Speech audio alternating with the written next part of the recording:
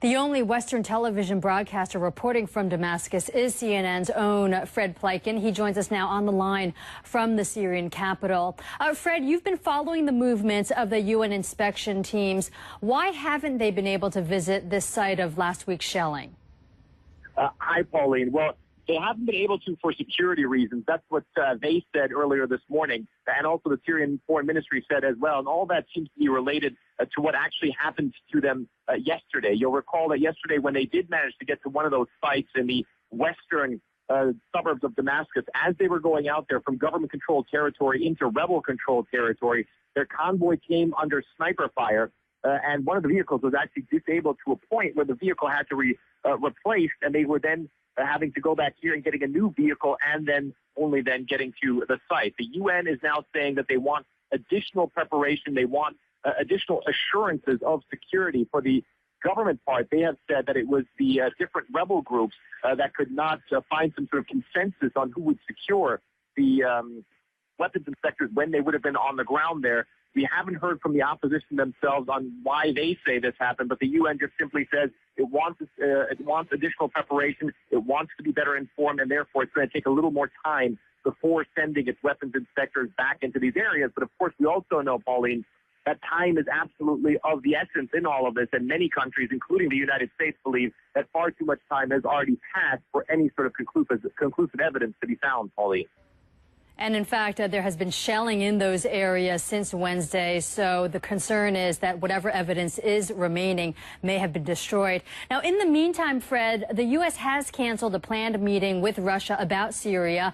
Also, just today, Britain's Prime Minister David Cameron has called British lawmakers back early from their summer holiday to take a vote on military action. So we're seeing the pressure building from Western allies. What is the response from Syria about this?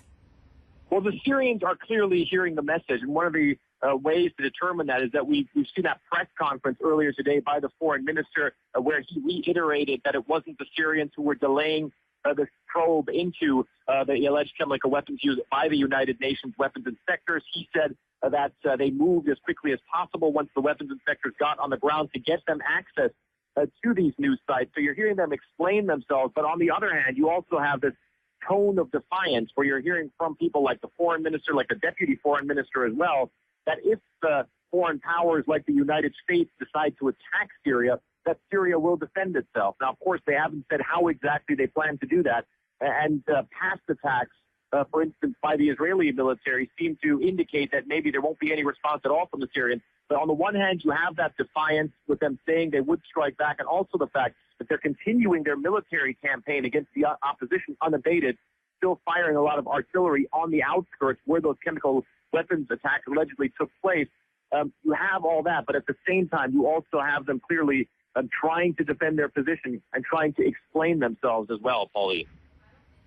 Fred, we're also hearing reports that the Syrian opposition has handed Western allies a list of suggested targets if, in fact, there is some sort of military intervention.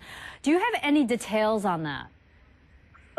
Not really. I haven't heard anything from the opposition side because obviously we're reporting from the government side. It's very difficult to access outside information from here.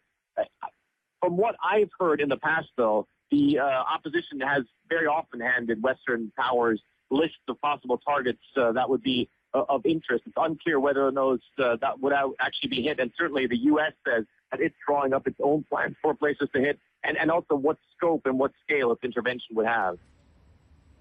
All right, Fred, thank you very much for the update from Damascus. Fred Pleitgen is the only Western television broadcaster there reporting from inside Syria, inside the capital.